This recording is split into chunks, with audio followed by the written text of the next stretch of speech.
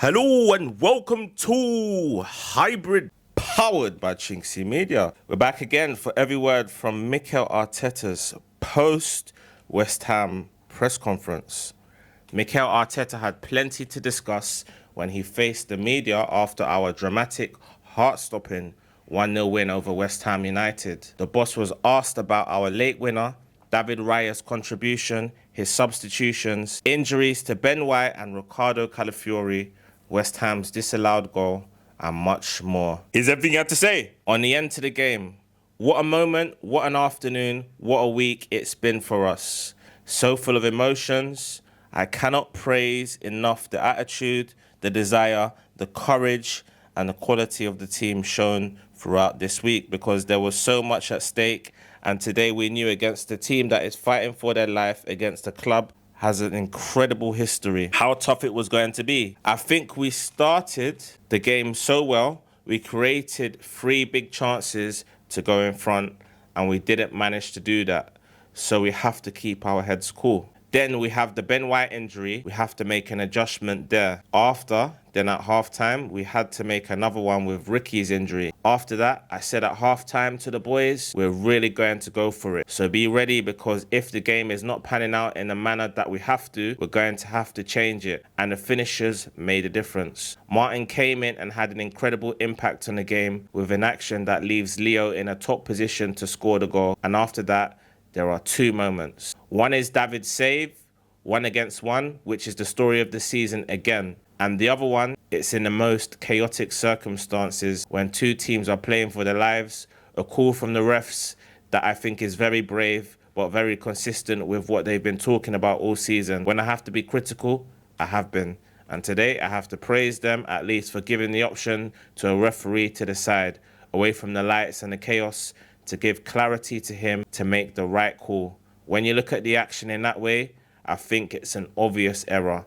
And it is a free kick, and the goal has to be disallowed. So congratulations, because they make a very big call in a very, very difficult circumstance. That is definitely the lengthiest 3 paragraphs of the season from Mikel Arteta. And very telling, because that was the most vital, pivotal match, moment, period, second, whatever you want to call it, of the season and in Arsenal's recent history, if you like. Where do I start? I mean, Arteta segmented the paragraphs into different, periods of how the game went. So he mentioned David Raya's vital save. He mentioned disallowed goal. He didn't really mention Leo Trossard's goal in the last 10 minutes, which, proved pivotal in obtaining the 3 points. It looked like we was drifting towards a disappointing 0-0 draw, which would have obviously kept the title race really, really, really, really tight. But yeah, 3 key moments in that game were Trossard's goal, obviously, David Raya's save 1-on-1, which is reminiscent of Son's save against Man City, or a save on Son against Man City, probably 2-3 years ago now. And then obviously the last one being that late goal being disallowed, because had it been given, all hell would have broken loose. But that's probably the biggest call VAR I've had to make, because that could have consigned West Ham to relegation, and it could have effectively handed Arsenal the initiative in the title race. On the importance of the late VAR decision, probably today I have realised how difficult and how big a referee's job it is. Because you're talking about a moment that can decide the history, the course of 2 massive clubs that are fighting with their lives to achieve their objectives. And the pressure is huge. It gives you a lot of choice. That VAR decision is critical. I think, like I said already, I think that's the biggest decision VAR has had to make till date, certainly in England anyway, because that could give Arsenal the impetus to now win the league after 22 years and end West Ham's 10-year plus run in the Premier League. So, yeah, on 2 different sides of the scale, had the magnitude of importance. On Ben White's injury, we don't know, but he doesn't look good at all. So he needs some further testing tomorrow, probably, and I know a bit more.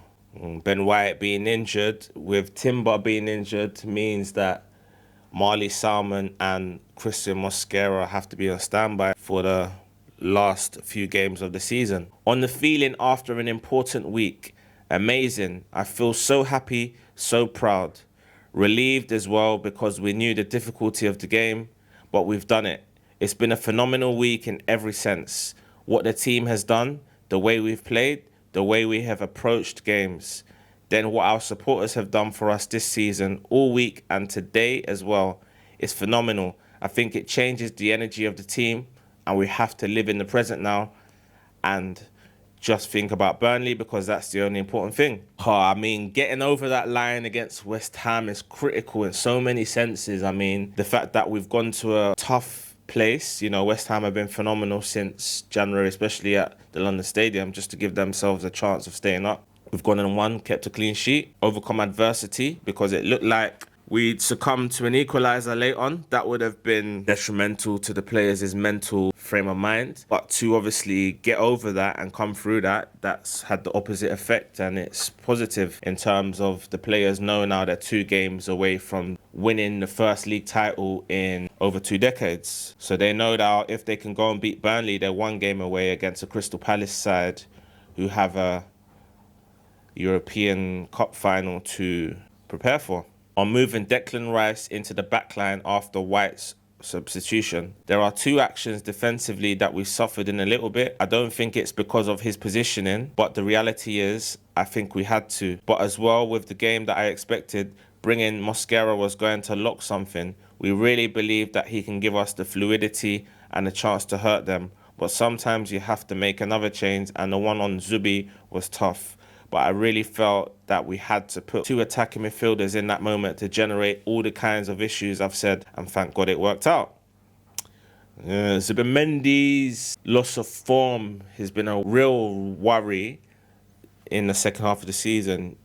You could attribute it to him playing so many minutes this season, and us having a lack of an able deputy to come in for him. So something that we probably should look to address in the summer. His confidence has taken a dramatic hit as a subsequent result. The good thing is, though, Miles Lewis-Skelly's form has been on an upward trajectory, and for me, it looks like he is now a regular in the team, and Zubimendi is probably the one to make way for him. On the impact of a win in dramatic circumstances, it's only 2 games to go after that, and we have created some big chances and we didn't score. And the team had to stay cool. And I knew that they were going to have moments as well, because they don't need much to create issues around your box with the players that they have and a setup that they have. So yeah, we navigated through it, and I think it was successful in the end. Yeah, I mean, it was a real tough game. West Ham obviously set out to nullify us and get a draw and potentially nick it on the break, but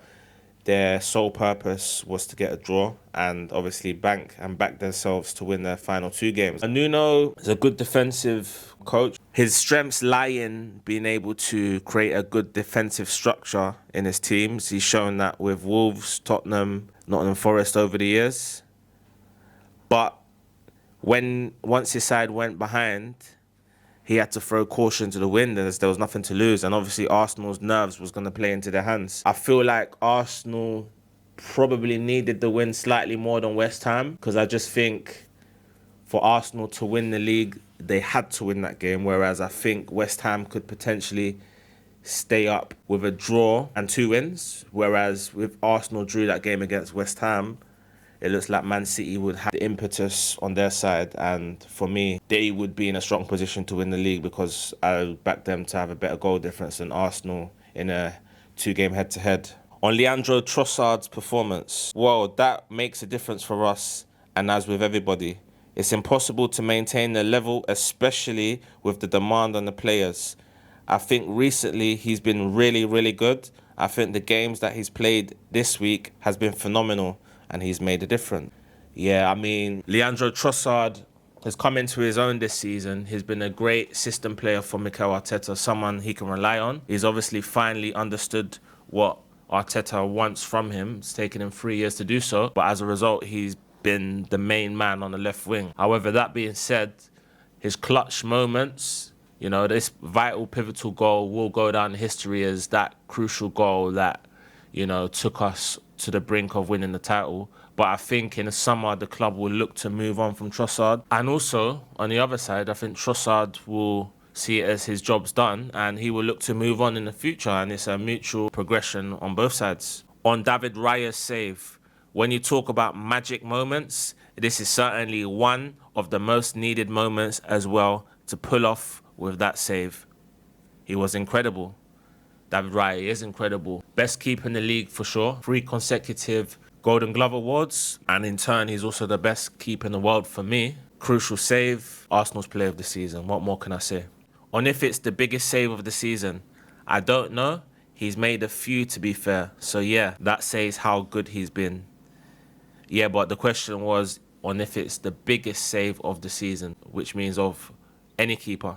And I'm sure Arteta probably knew that, but he doesn't want to belittle any other keeper's achievements. Hello and welcome to Hybrid, powered by chinkseyMEDIA. We're back again for every word from Mikel Arteta's post-Burnley presser. After seeing us beat Burnley and enjoy the adulation of the Emirates Stadium crowd, Mikel Arteta entered the media conference room to reflect on an evening that took us a step closer to the Premier League title. Kai Havertz's goal saw us beat the Clarets and means we're 1 win or a Bournemouth result against Manchester City away from being crowned league champions for the first time since 2004. Here's everything he had to say on tonight's game. I knew it was going to be tough. I think in the first half we played some of the best football we've played this season. We were very unfortunate not to score 2 or 3 goals. And then there was the story of the season as well, that we cannot do that. We have to make sure we are extremely efficient at defending certain moments, not giving anything away to the opponent and winning the 3 points. I mean, before the game, if you would have said it would have been 1-0 to Arsenal, probably would not have believed anyone that told you that. I mean, I went for a 3 or 4-0 win, possibly 5.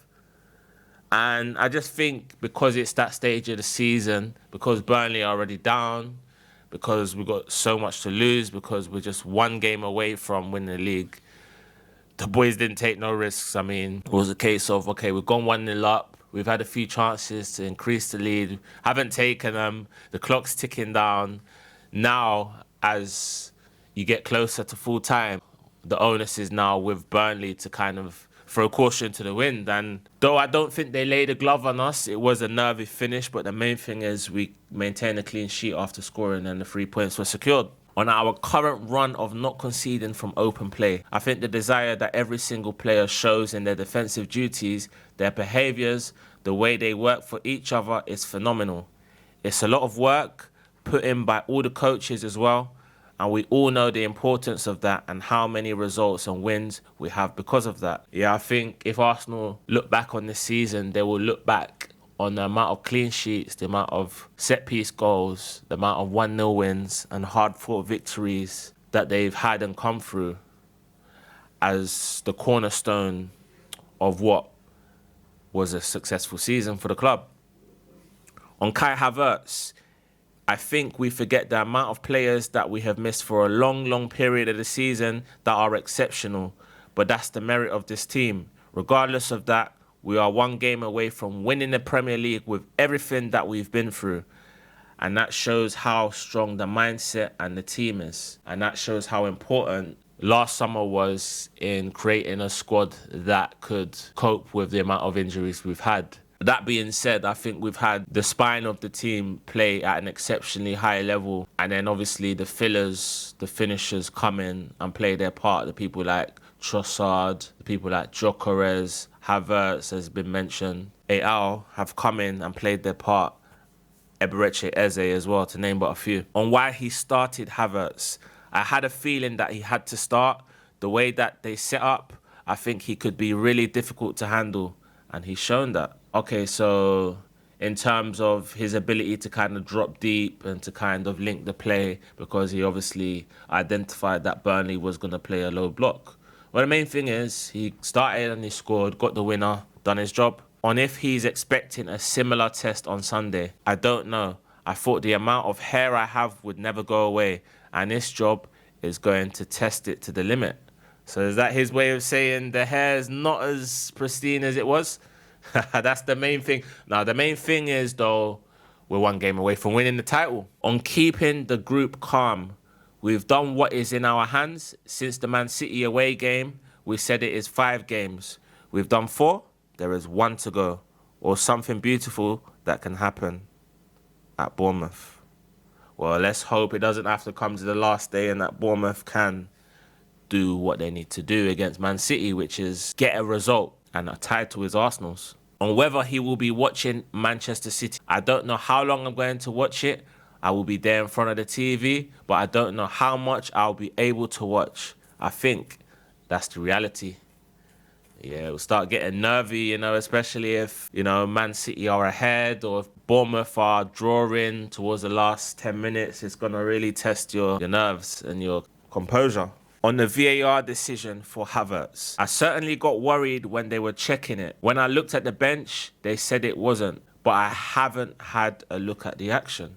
Well, I mean, I think personally that Arsenal have had the general rub of the green in terms of decisions as a whole this season, but that hadn't been the case in the last 2 or 3 years. That being said, we've had key VAR decisions such as Gabriel Magalhaes not being sent off against Erling Haaland for a headbutt.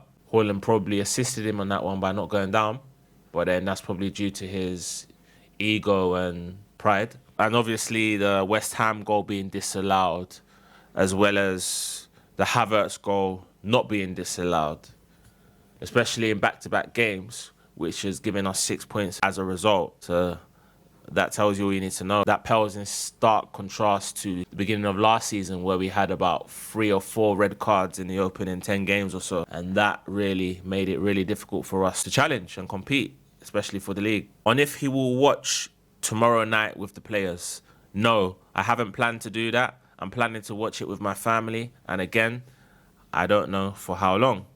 Yeah, he might switch it off if, you know, Man City are 2-0 up. I guess he won't switch it off if Bournemouth are leading or drawing. But I think if Man City are winning heavily, then he'll probably switch it off out of frustration. On his post-match speech on the pitch, it's incredible to witness what we have created in this stadium.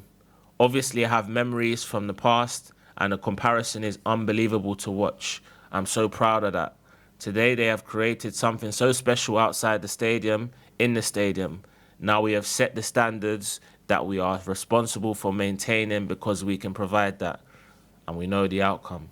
Yeah, I mean, put it this way, the Emirates has now become one of the most hostile stadiums to visit for an opposition side or fans. Especially in the big games where you've had your PSGs, you've had your Real Madrids, you've had your Atletico Madrids. The big games, they really turn up and make it a place that you don't want to visit. Whereas before it was more hospitable, you know, it wasn't as loud, it wasn't as ardent as it is now. So Arteta has definitely made a difference. On the difference in his speech from last year, at that point, we knew that we were going to finish second and we didn't have another final to play. So what I said to them, see you at Selhurst Park and then see you in Budapest.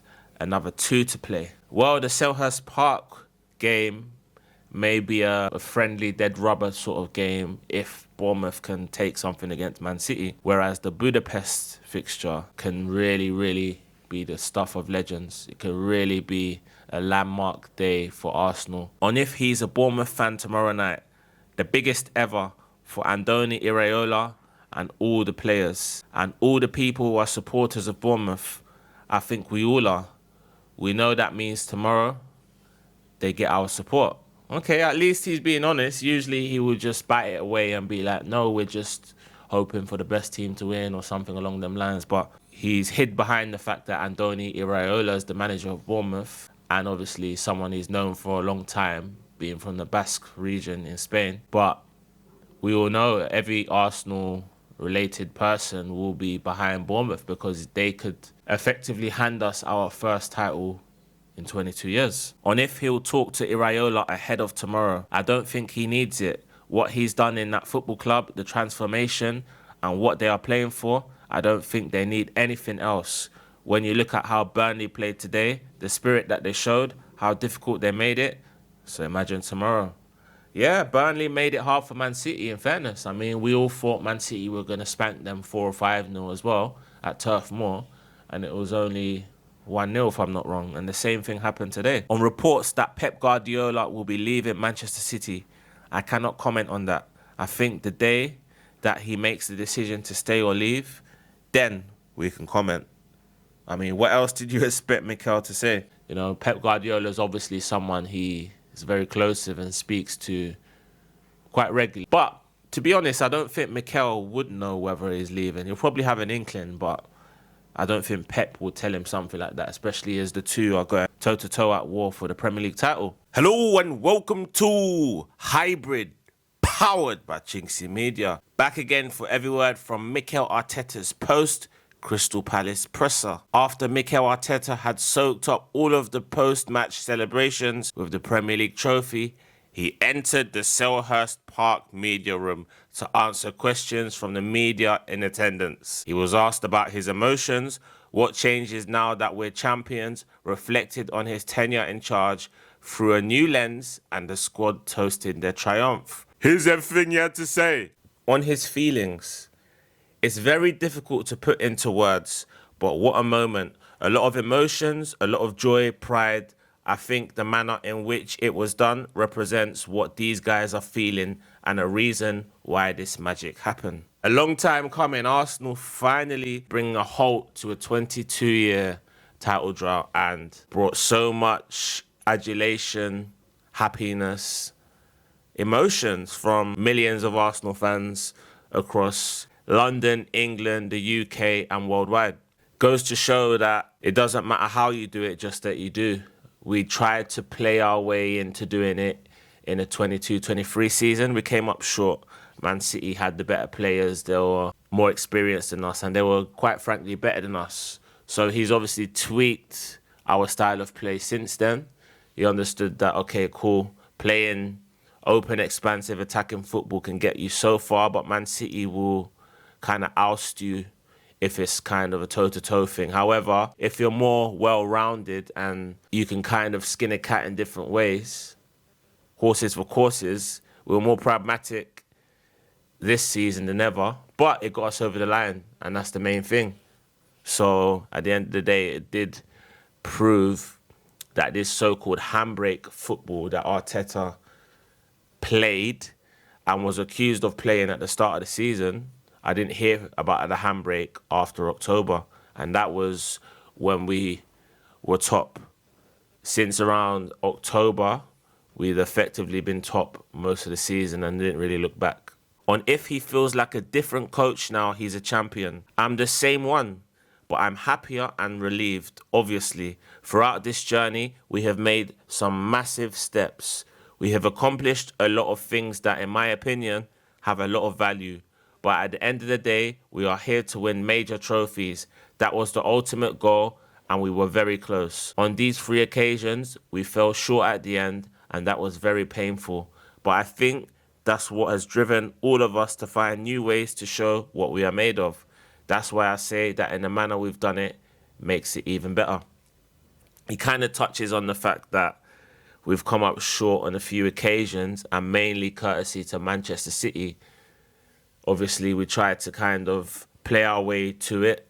It's probably a bit early in 22-23. The following season, 23-24, we went on a phenomenal run in the second half of the season. The only games we didn't win of the final 18, I believe, were against Manchester City, in which we drew, and against Aston Villa, in which we lost. Losing to Aston Villa is no mean feat. However, in that particular game, it was level going into the final 20 minutes or so, which meant that as long as Aston Villa kind of stayed in the game, we'll become more desperate, and then they can take advantage of our desperation, and that's what they done, hit us on the counter-attack in a season, in a period where we had little margin for error. Last season, we suffered because Liverpool were very consistent. They were hard to be caught. They were fantastic. Came out the blocks, all guns blazing, really and truly, with Arne Slot hitting the ground running. However, injuries, red cards in the early part of the season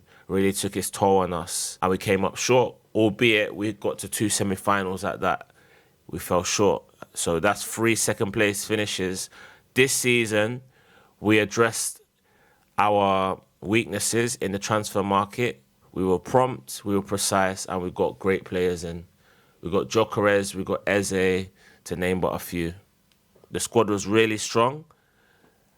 We started the season with a tough opening 6 games, but I always knew that if we can kind of be there or thereabouts after that opening period, our running was always going to be good. So if we can now get to around Christmas, in and around the top, I was always confident we were going to win it. And to be fair, I was actually confident from the start of the season that we're going to do it, although a lot of people were going for Liverpool because of the fact that they won the league the season before. I always maintained that I don't think there was much between us and Liverpool. We both lost 4 games in that season, and we both drew on both occasions. However, the injuries took its toll on us. The early red cards took its toll on us. It allowed Liverpool to create a gap and a distance that we could not bridge. On being able to finally touch the trophy, it is different. It was magical the other night, and what we've done this afternoon here, I would say it's even better because all of the staff are there. Everybody is touching it. You see the joy of the players, our supporters, the way they are behaving with the team. And of course, the families are around as well. And it brings something else. So it goes to show, it's not how you win it, just that you do. Look how much joy it's brought.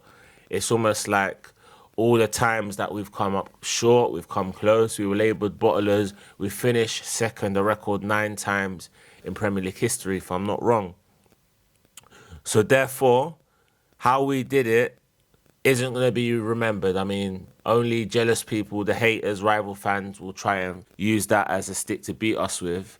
But our fans will be relieved to know that this 22-year barren drought of not winning the Premier League has come to an end. And now let's focus on going into next season as champions, as favourites, and let's do it again, and again, and again.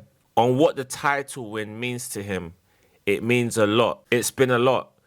They gave me the opportunity to manage this football club when I had no experience at all. So first of all, I have some words of gratitude to everybody who was involved in that decision. And that's for sure Edu, that's Tim Lewis, that's Vinay Venkatesham. That's a lot of people that were there.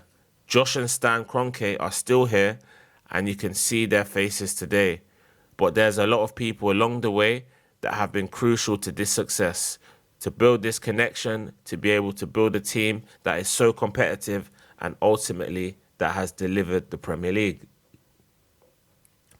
Yeah, I always say to people that label us bottlers that that is in fact a backhanded compliment that you don't realise you're giving, because you can't bottle something you're not expected to win. Tottenham aren't really labelled as bottlers, they're labelled as Spursy, which is a sense that, they always flatter to deceive, we don't really take them seriously. However, rival fans always seem to talk about Arsenal in one way or another. Whether we win or lose, Arsenal are always seeming to be the main topic of discussion. So, as Miles Lewis-Skelly and Bukayo said, the only bottle that we're holding is the champagne bottle because of the fact that we have won the league. On whether we celebrate or focus on the Champions League final, we need to celebrate because we need that energy to flow, and going against that, I think it will be a mistake. We've already talked about what we have to do in Budapest, how we're going to use all the incredible energy that we're all carrying towards that final. And tomorrow, we're going to start to prepare for it. We can't wait to write the new chapter in the history of this football club and win the Champions League. Yes, because that's the one thing that's missing. There's been a lot of talk of what Arsenal need more, whether they need the league after such a barren run, after 3 consecutive runners-up medals, should I say, or to end the barren run of never winning the Champions League, which is a stick that rival fans, especially the Chelsea fans, used to beat us with. On if this could be the start of a new era of dominance. What I said to the boys is that this shirt now represents something else. We are the champions, and that brings a lot of confidence and a different kind of presence and energy to it. But as well, another kind of responsibility as well. My job now and everybody at the club is going to be to live those standards now and achieve more and more, because I think we are capable of winning. Yeah, for sure. We're going to be the sought after. You know, all the other top sides and all the other sides will be trying to hunt us down. They can't now call us second again, ole ole. They can't now sing that song. They can't now call us bottlers. But we're going to be chased down, and obviously that brings an added pressure. We're going to have to improve. We're going to have to improve the squad, and we're going to have to improve on our playing staff if we want to go one better in the Champions League, something we've done for the last few years after going out in the quarterfinals to Bayern Munich, in the semi-final to PSG, on why he never walked away when he had doubts about the job. The people around me, starting with my wife, with the board, with Josh and Stan, because it's natural. At the end, I have a very special attachment to this football club. I just want the best for this football club. Sometimes I know how much I have to dig into a lot of things in this football club that are not noticeable outside to get to this point. Ultimately, what I want is to have this moment because everybody has been waiting for so long. That's why I said that the manner is the most beautiful thing. Because I think this championship is about the will. And the reason everybody is feeling like this is that they all feel part of this. This is not about one player or two players. This is about a team that, under a lot of noise, expectations and pressure, this team has used us as an inspiration to find the right road to success. And I'm so, so proud of that. And yeah, I mean, Mikel Arteta's embedded himself in Arsenal folklore. He will be forever known as the guy that brought the first league title to the Emirates, the first league title in 22 years, a barren run that looked like it never would end. Liverpool went around 30 years without winning the league. Manchester United have previously gone around 20, 25 years without winning the league. Currently on a 13-year drought. Chelsea currently on around 10 years. So it's like, before you know it, if you don't win that title within the first 3 or 4 years, it could turn into a decade-long wait, and then before you know it, other teams become forces, as we've seen over the years with Chelsea and Man City, and it becomes harder to end that barren run. On the history of this moment, I think now we need to go through the motions and do what we've done all season, which is win football matches. If we win one more, we are the champions of Europe. As simple as that. And the rest will come. Those players are one game away from literally writing their names in Arsenal history. And when I say that, I mean something unprecedented. On the staff, having the players' names on the back of their shirts during the celebrations. I think it was the right thing to do. It's a tribute to the players. They are the ultimate protagonists. They are the ones who have done their jobs to give us the opportunity to live what we are living today. They fully deserve that. One thing's for sure, Mikel Arteta is the main reason Arsenal won the Premier League, because I do feel Manchester City did come really hard. They came at us on several occasions where it looked like they were too far away, and then they clawed their way back when they won like 10, 12, 13 games on a trot, and it's like, oh no, here we go again. But obviously the players had to keep their nerve and their mindset to be like, this time will be different, you know. It'll be fourth time lucky. We've learned from our mistakes. We're better for it. We're more experienced, and we're better than them. And it proved to be the case. On a connection between him and the players, I feel very privileged with the connection that we have between us. Not only with me, but with the coaching staff and all the staff. That's the reason that you can be at a club for 6 years, 7 years, because you maintain that, and that's organic. When they look at you, they still feel inspired, and they believe that you can still improve them and help them to lead moments like today. Otherwise, it's impossible. I do really feel that with them, and I'm grateful. Yeah, and winning breeds more winning and more belief and more hope and desire to keep winning, because winning is contagious. Hello and welcome to hybrid powered by chinkseyMEDIA. We're back again for every word from Mikel Arteta's post PSG Champions League final press conference. After seeing his side beaten on penalties in the Champions League final by Paris Saint-Germain, Mikel Arteta attended his post-match press conference inside the Puskas Arena. He was asked about his emotions, the penalty decisions, the shootout, and next season's plans. Here's everything he had to say. On his immediate emotions, pain, that's it. When you are so close in the competition, and today you are a few penalty kicks away from winning the biggest club football competition, that's the way we should feel. Yeah, it's almost like Groundhog Day, where we've come second, we've come up slightly short. I mean, there was not much more we could have done. We gave it all we had. Unfortunate to have given away the penalty. Unfortunate to have lost on penalties. But sometimes that's the way the cookie crumbles. We dust ourselves down and come again next season and try and win it then. On if he feels we'll be back in the final soon, I don't know. We're going to have to earn that. The same progression that we had in the last few years, we're going to have to do that over again, and the levels increasing every single season. We have had an incredible competition. We haven't lost a single game in the competition, but the reality is that when something had to go our way, especially in the boxes with the penalty that was given against Mosquera and the penalty to Madueke and the penalty kicks, those margins didn't go for us. Yeah, I mean, it's unfortunate that Christian Mosquera gave that penalty away. You know, one of the rare mistakes we made in the whole game.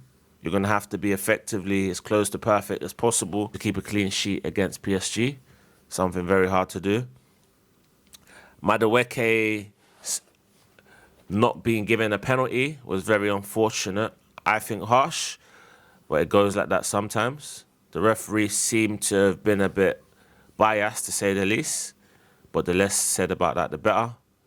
And obviously, the penalty shootout is a penalty shootout. It's a lottery. It's a lottery. And unfortunately, we came up second best. On if his pain is mixed with pride, for sure. What I said to the players and the staff is that if I tell them 1 million times thank you, it's not going to be enough. It's not because we won the Premier League, and it's not because we played the League Cup final. It's not because we played the Champions League final in the manner that we've done.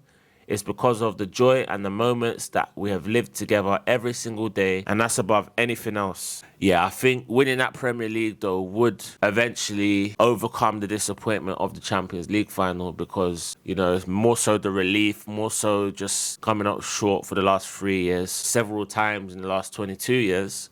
A number of second place finishes during that time. But that's over now. You know, we can go into 38 games next season being dubbed the champions, and hopefully we can replicate our league win and do it again. And hopefully we can get back to that Champions League final and win it the next time. On if Gabriel asked to take a penalty. He wanted to take number 5, honestly. We have prepared and trained for this moment. Normally the penalty takers will be Bukayo, Martin, Kai for sure. We knew that if we got extra time on penalties, the penalty takers would be different players. Still with the quality, when you see Ebbs take penalties in training, he doesn't miss any. But then you have to do it in this moment. It's unfortunate not to have the same precision and efficiency that they had, and that's the reason that we haven't won. It's interesting the fact that Mikel Arteta said that Gabriel Magalhaes wanted to take penalty number 5, because that's obviously the pressure cooker penalty. The same way that he said Martin Odegaard, Bukayo Saka, Kai Havertz would have taken penalties. The same way PSG could say Kvaratskhelia, Dembele, Al could have taken theirs. When I saw the players that were on the pitch to take penalties for both sides, I thought we had the edge on them, but it wasn't to be. On using the pain to motivate us to move on. First of all, you have to go through that pain, digest it and turn it into fuel and improve to reach a different level. It will demand a different level of the quality around Europe. I want to congratulate PSG, Luis Enrique in particular, because in my opinion, they are the best team in the world. What they are able to do with the ball, with individual actions, I haven't seen it. It's not the plan to play in certain areas when you don't have the ball, but they force you to do it. So, even more credit to the players. Okay, so Mikel Arteta is essentially saying that PSG forced Arsenal back into a low block. I was actually wondering during the game, was it the plan to play like that, or is it because we scored so early, we got nervous and wanted to kind of see the game out? And it looked like for much of the game that we were going to, but it wasn't to be. On if we'd had the penalty, it would have been a different result. If. It's not what happened, and that's it. We need to do better. We will have to improve and find different margins to get the outcome that we want. I think the first margin we need to address is to get better players. We need to improve in the forward areas. And if we do, we'll have a much better chance of lifting that Champions League next season. On if he'll look to emulate PSG's style of player in the future, yes. And the individual action that they have for sure. Then you have to get into the competition with all the squad available in every moment, each player. We have had many more players than last season, but not all of them in that condition for different reasons. That's something that we have to improve on as well. Yeah, that bodes down to the fact that we need to get better players that enhance our first 11, not squad this time. Last season, we improved the squad. This season, we need 2 or 3 players that improve certain positions in our first 11. On his plans over the next few days. First of all, I will take a few days with my family and then we will all start the process to review what we've done. We'll start to make some very important decisions. We want to reach another level. We're going to have to show that ambition because they are more than capable of doing it. But it's going to demand us to be very, very ambitious, very fast and very smart. Yes, I think we're going to have to make some ruthless decisions. Certain players that the fans love may have to leave. Certain players need to come out the starting 11 just for us to progress. As in football, there's no room for sentiment, especially if you want to keep progressing. Ruthlessness is the key. On what he'll say to the fans at the parade. To the people, I already know how the team feels about them. We are very grateful for the support that they have given us throughout the season in times of difficulty as they have been with us. And it has been a real joy to win a league after 22 years. It hurts. It hurts a lot for them not to win because I can't even imagine what would have happened. We all had a huge desire to win it and it will be a beautiful day for sure. Yeah, I mean, as the dust settles, I feel gutted right now that we didn't win the Champions League, but as the dust settles, winning that Premier League after such a long time, I think will be a net positive. And it's been a fantastic season on the whole, even though we did lose 2 finals. I think on the whole, it's been a remarkable, memorable season. On his thoughts about our possible penalty, I've already given my opinion about that. What a way to end the 2025-26 Mikel Arteta press conference analysis.